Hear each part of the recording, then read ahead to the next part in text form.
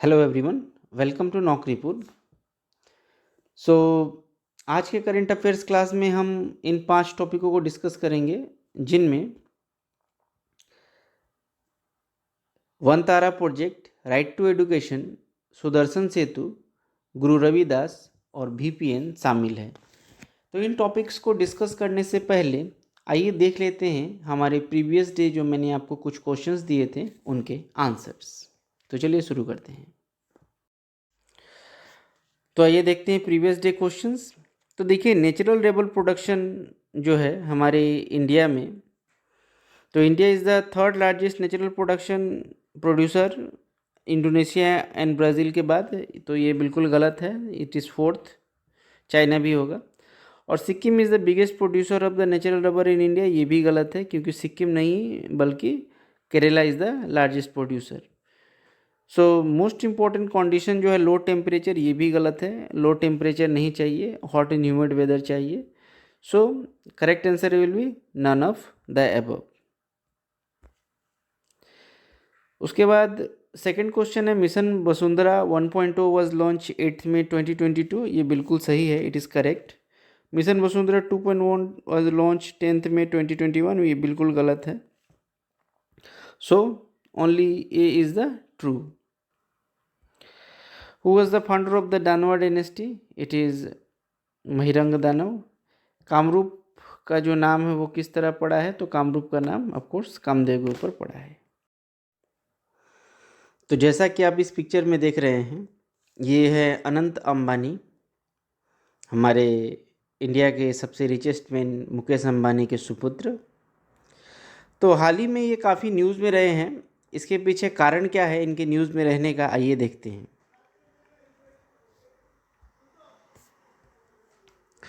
तो ये एक वन तारा प्रोजेक्ट है जो रिलायंस इंडस्ट्रीज़ और रिलायंस फाउंडेशन जो है, रिलायंस फाउंडेशन के द्वारा वन तारा प्रोजेक्ट लॉन्च किया गया है। तो वन तारा का मतलब होता है स्टार ऑफ द फॉरेस्ट। सो ये डेडिकेटेड है, ये जो फाउंडेशन है ये डेडिकेटेड है rescue, treatment, care and rehabilitation of the animals in needs, यानी एनिमल्स को रिहेबिलिटेशन करने के लिए ये जो प्रोजेक्ट है ये चलाया जा रहा है। तो वन तारा का जो कोर लाइज है वो है करीबन 3000 एकड़, जो स्प्रॉलिंग्स है यानी कि जो पौधे हैं वो उतने एरिया में पौधों को लगाना ताकि एक ग्रीन बेल्ट क्रिएट हो सके रिलायंस के जामनगर में। तो रिलायंस जामनगर रिफाइनरी कॉम्प्लेक्स आपको तो पता ही होगा, इट इज़ इन गुजरात। और जामनगर बहुत ही न्यूज़ में रह रहा है अभी। अभी अनंत अंबानी की जो प्री वेडिंग ये है, यहाँ पर बहुत बड़े बड़े हॉलीवुड और बॉलीवुड स्टार्स की मीटिंग्स भी, इसके भी रील्स काफ़ी वायरल हो रहे हैं। सो वन तारा प्रोजेक्ट जो है वो कोलाबोरेटिंग और रिनाउंड इंटरनेशनल ऑर्गेनाइजेशंस के द्वारा मिलके किया जा रहा है, जिसमें international union for conservation of nature, जिसको IUCN कहा जाता है, world wild life fund for nature WWF, और वेनेजुएलियन नेशनल फाउंडेशन जूस, ये 3 ऑर्गेनाइजेशन जो है इंटरनेशनल ऑर्गेनाइजेशन इसमें कोलैबोरेट कर रही हैं। तो ये काफ़ी अच्छा प्रोजेक्ट है। देश के जो फॉरेस्ट डेवलपमेंट है, जिस तरह से दिन ब दिन डिफॉरेस्टेशन हो रहा है, उससे निजात पाने के लिए अगर बड़े बड़े लोग आगे आए तो ये काफ़ी आसान हो जाता है। छोटे लेवल पे तो हम देख ही रहे हैं, हमारे आसाम में जादव पायेंग फॉरेस्ट मैन के नाम से जाने जाते हैं, और भी बहुत सारे जाने माने लोग हैं जो अपने लेवल पे काम कर रहे हैं। टाइम टू टाइम बहुत सारी आंदोलन या फिर बहुत सारे डेवलपमेंट, बहुत सारे जो हमारे इन्वायरमेंटलिस्ट है, पर्यावरणविद हैं, उनके द्वारा चलाया जाता है। तो वन तारा प्रोजेक्ट को याद रखिएगा, ये रिलायंस इंडस्ट्री का एक प्रोजेक्ट है और ये एनिमल्स को डेडिकेटेड है ट्रीटमेंट, केयर और रिहेबिलिटेशन के लिए। गुरु रविदास। सो गुरु रविदास के बारे में आइए देखते हैं। तो गुरु रविदास जी जो है वो इंडियन माइस्टिक पोएट सेंट है भक्ति मूवमेंट के, और ये रविदासिया रिलीजन के फाउंडर भी हैं, जो 14th to 15th सेंचुरी में बहुत ही पॉपुलर हुआ था। रविदास जी के जीवन के बारे में जो जानकारी उपलब्ध है वो थोड़ी अनसर्टेन है, उतनी कॉन्ट्रास्टेड नहीं है, उतनी सजाई हुई नहीं है। तो स्कॉलर्स ऐसा बिलीव करते हैं कि इनका जन्म 1377 में चमार कास्ट में हुआ था, और ऐसा बिलीव किया जाता है इनका जन्म वाराणसी के कोबलर फैमिली यानी चमार फैमिली में हुआ था। इन्होंने अपना पूरा लाइफ जो है कास्ट सिस्टम को हटाने में डेडिकेटेड किया, और इन्होंने ओपनली क्रिटिसाइज़ किया जो उस समय का डोमिनेशन था ब्राह्मणिकल टिकल सोसाइटी का उस टाइम का, उस सब कुरीतियों का उन्होंने ओपनली क्रिटिसाइज़ किया। Ravidas devotional verses included Sikh scripture known as Guru Granth Sahib, और इन रविदास जी के जो वाणियाँ हैं, इनके जो विचार है वो सिख धर्म पुस्तक गुरु ग्रंथ साहिब में भी दी हुई है। तो आप इस पिक्चर को देख के समझ सकते हैं, यहाँ पे जो इंस्क्रिप्टेड है, ये जो आप इंस्क्रिप्ट देख रहे हैं, it is written in Punjabi.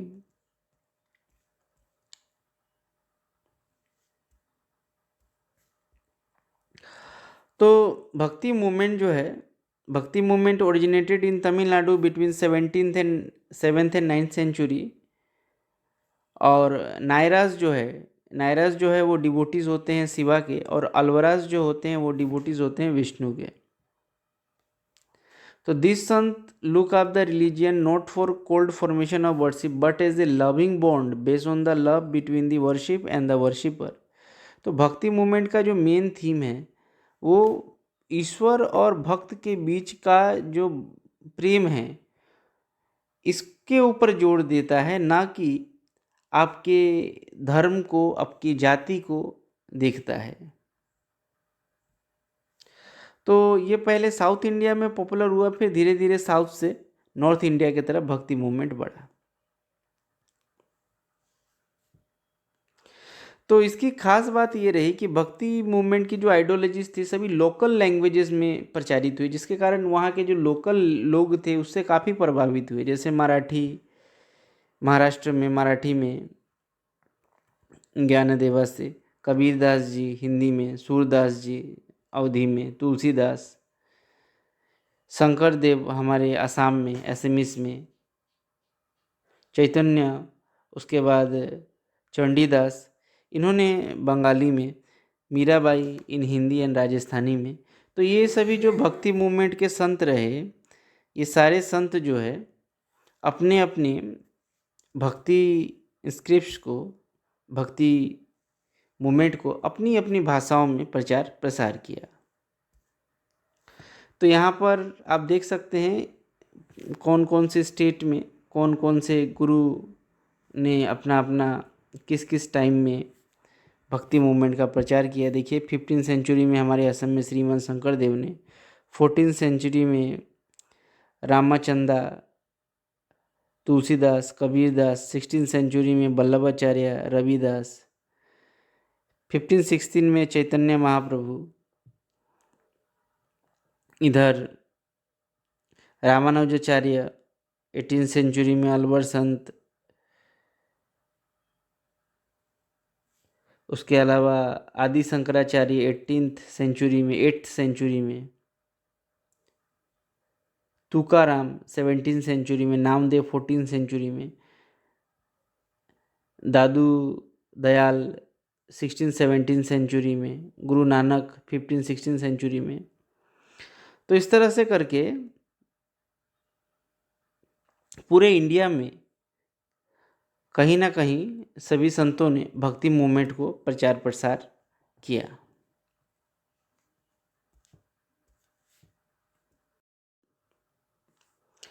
तो राइट टू एजुकेशन एक्ट, ये बहुत पहले से मैं आपको बहुत बार पढ़ा चुका हूँ, फिर भी मैं आज इसे एक बार दोहरा देता हूँ।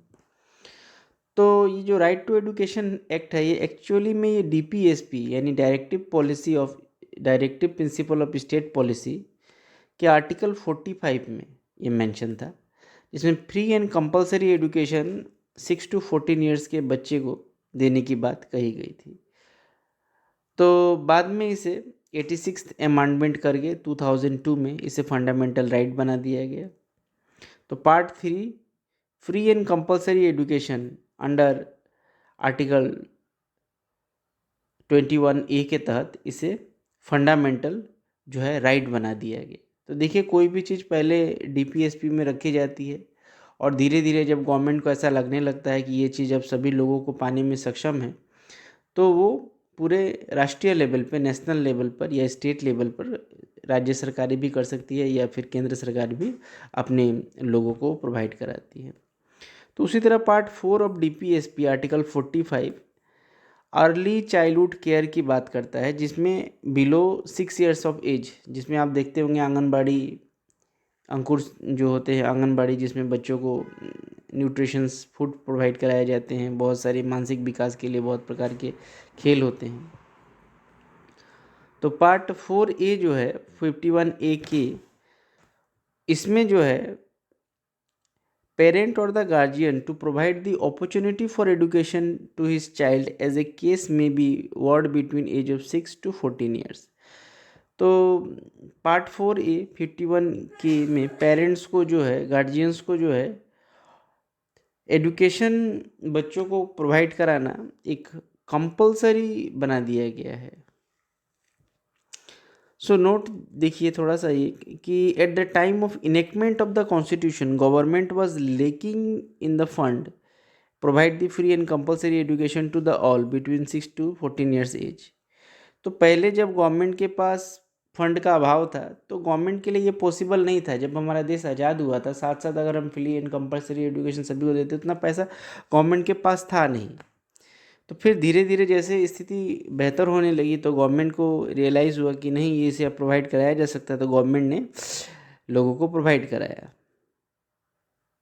तो देखिए, DPSP जो है directive principle of state policy, ये डायरेक्टिव है गवर्नमेंट के लिए, बट ये नॉट जस्टिसिएबल है। यानी कि अगर कोई, अगर मान लीजिए सरकार अगर DPSP को पालन नहीं करती है तो इसके लिए आप कोर्ट नहीं जा सकते हैं। लेकिन फंडामेंटल राइट याद रखिए, अगर कोई नहीं आपको मिलता है तो उसके लिए आप कोर्ट जा सकते हैं। जैसे राइट टू एजुकेशन अब क्या है, अंडर आर्टिकल 21A ये फंडामेंटल राइट है, तो इसके लिए आप कोर्ट जा सकते हैं। लेकिन DPSP का अगर कोई भी मैटर है जिसे आप अगर चाहते हैं कि इसे लागू किया जाए और उसको लेके अगर आप कोर्ट जाना चाहें तो आप नहीं जा सकते हैं।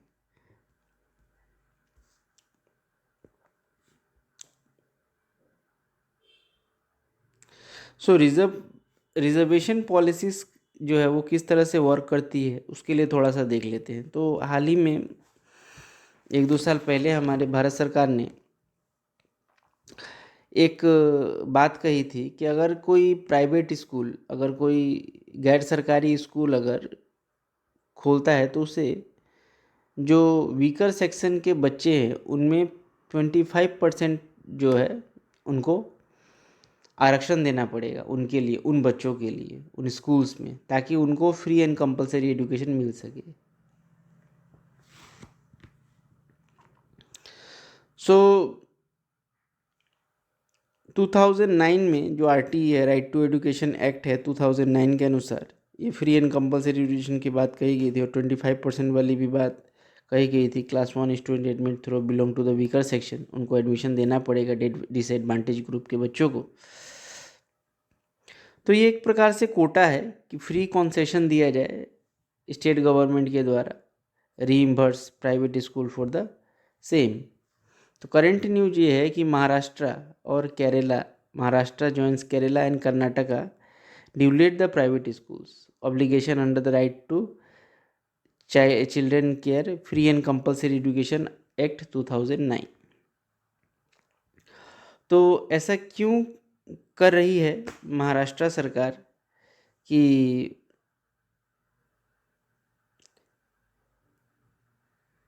इस तरह से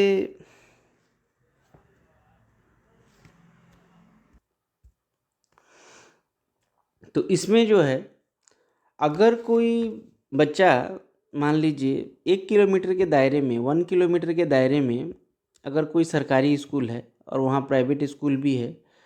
तो ये जो 25% वाला रिजर्वेशन कोटा है प्राइवेट स्कूल के लिए, वो हटा के मतलब उसे सरकारी स्कूल में ही पढ़ने के लिए नियम बना रही है। तो सरकार ऐसा क्यों कर रही है? प्राइवेट स्कूल में 25% का कोटा ये जो गवर्नमेंट से, स्टेट गवर्नमेंट से क्यों हटा रही है? क्योंकि देखिए आजकल देखा जा रहा है कि सरकारी स्कूलों में बच्चों की जो संख्या है, इनरोलमेंट है, वो दिन ब दिन कमती जा रही है। सभी जो है लोग प्राइवेट एजुकेशन की तरफ अट्रैक्ट हो रहे हैं, जिसके पीछे कुछ कुछ कारण भी है, कुछ कुछ फैक्टर्स भी हैं। तो आइए एक बार देख लेते हैं आर्टिकल 21A। तो आर्टिकल 21A क्या कहता है कि जो भी बच्चा 6 से 14 साल का है उसे फ्री एंड कंपलसरी एजुकेशन मिलेगा, जिसमें पार्लियामेंट ने भी लॉ बनाया हुआ है। और RTE 2009 के अनुसार फ्री एंड कंपलसरी एजुकेशन की बात कही गई है। साथ ही साथ पीपल टीचर रेशियो की बात कही गई है 30:1, यानी कि 30 बच्चों पे एक टीचर हर स्कूल में होना चाहिए। साथ ही साथ बिल्डिंग्स इंफ्रास्ट्रक्चर होने चाहिए, सेपरेट टॉयलेट होने चाहिए बॉयज़ एंड गर्ल्स के लिए, ड्रिंकिंग वाटर फैसिलिटीज़ होनी चाहिए स्कूल में, और 20% रिजर्वेशन का भी बात कहा गया था। तो इन्हीं पर आधारित ये दो क्वेश्चन हैं कि under which article right to education was implemented, 21A, 34 और 12B। और दूसरा क्वेश्चन है कितना percent reservation, what percentage of reservation for weaker section under RT 2009 के अनुसार कितना परसेंट रिजर्वेशन, 25, 27, 28, 32? कौन सा करेक्ट है आपको कमेंट सेक्शन में बताना है। VPN, virtual private network. तो सबसे पहले बेसिक समझते हैं कि वर्चुअल प्राइवेट नेटवर्क होता क्या है।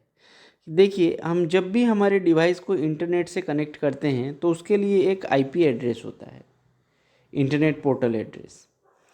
सो ये IP एड्रेस क्या करता है कि ये जो भी लॉ इन्फोर्समेंट एजेंसीज़ हैं, जो हमारे सर्विस प्रोवाइडर्स हैं, उनको किसी, जैसे कि मान लीजिए मैं अभी अपने डिवाइस से ये वीडियो रिकॉर्ड कर रहा हूँ, तो ये डिवाइस जो है लोकेशन किस तरह, ये कहाँ पर, मैं अभी बैठ के कहाँ पर ये वीडियो रिकॉर्ड कर रहा हूँ। सो ये जो मेरा लोकेशन है ये IP एड्रेस के द्वारा लोकेट किया जाएगा, thereby identifying the user virtual private network. तो वर्चुअल प्राइवेट नेटवर्क के द्वारा, VPN के द्वारा इसे यूज़र को आइडेंटिफाई किया जाएगा कि एक सिक्योर कनेक्शन प्रोवाइड मिलता है। इसके अलावा साथ ही साथ वाईफाई हॉटस्पॉट जो होते हैं, इससे भी अगर आप किसी डिवाइस को कनेक्ट करते हैं तो उसके लिए भी आप अपने डिवाइस को सिक्योरली कनेक्ट कर सकते हैं। लेकिन आजकल बहुत सारे ऐसे ऐप आ गए हैं जिसके द्वारा मान लीजिए आप गुवाहाटी में बैठे हुए हैं पर आपका जो लोकेशन है वो न्यूयॉर्क दिखाएगा, जो आप एप्लीकेशन इस्तेमाल कर रहे हैं। तो ये सब जैसा आप देख सकते हैं, Express VPN, Proton VPN, surface, hide me, Nord VPN, तो ये सब VPNs का इस्तेमाल करके लोग जो है अपना लोकेशन जो है वो दूसरा दिखाते हैं। हाल ही में एक न्यूज़ हुआ है कि एक 21 ईयर्स ओल्ड बॉय ने 5 थ्रेटिंग ईमेल्स भेजे हैं मुकेश अंबानी जी को,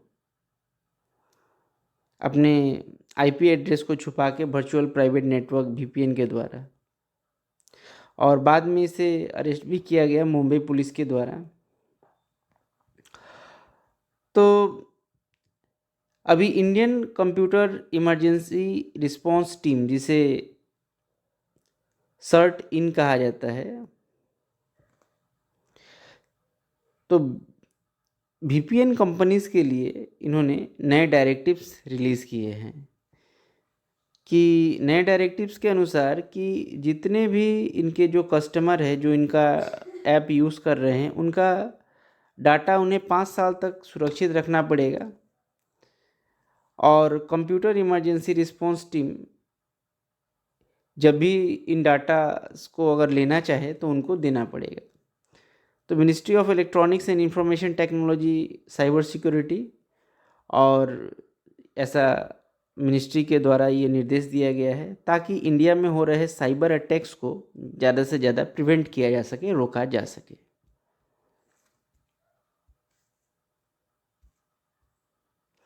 तो इस टॉपिक से रिलेटेड ये 2 क्वेश्चंस है कि फुल फॉर्म ऑफ VPN क्या है और वर्चुअल प्राइवेट नेटवर्क का मतलब क्या होता है, what is virtual private network. तो ये 4 ऑप्शंस है, 4 में से कौन से करेक्ट है आप कमेंट सेक्शन में। ब्रिज को देख रहे हैं तो ये ब्रिज में ये जो आपको केबल लगे दिख रहे होंगे, तो इस तरह से बने हुए ब्रिज को केबल स्टेड ब्रिज भी कहा जाता है। तो इसी से रिलेटेड न्यूज़ है कि सुदर्शन सेतु, हमारे प्राइम मिनिस्टर जी ने सुदर्शन सेतु को जो है इनाग्रेट किया है, जिसे ओखा बाइट द्वारका सिग्नेचर ब्रिज भी कहा जा रहा है और ये इंडिया का लॉन्गेस्ट केबल स्टेड ब्रिज है जो ओखा मेनलैंड को बायंट द्वारका से आइलैंड से कनेक्ट करता है गुजरात में। तो बेट द्वारका जो है सेकेंड लार्जेस्ट आइलैंड है गुजरात कोस्ट का after union territory of Diu. Diu के बाद सेकेंड लार्जेस्ट है, तो इसीलिए ये न्यूज़ में रह सकता है कि which one is the second largest island. So Bet Dwarka याद रखिएगा। तो ये जो ब्रिज है इसका कंस्ट्रक्शन जो है नेशनल हाईवे NH51 को कनेक्टिविटी के लिए किया गया है। ये एक छोटा सा न्यूज़ है, तो ये आपके आने वाले ADRE 3rd ग्रेड और 4th ग्रेड के लिए ये सब न्यूज़ जो है, छोटे छोटे न्यूज़ ही बहुत इंपॉर्टेंट हो सकते हैं। सो तो make the note of it, must important.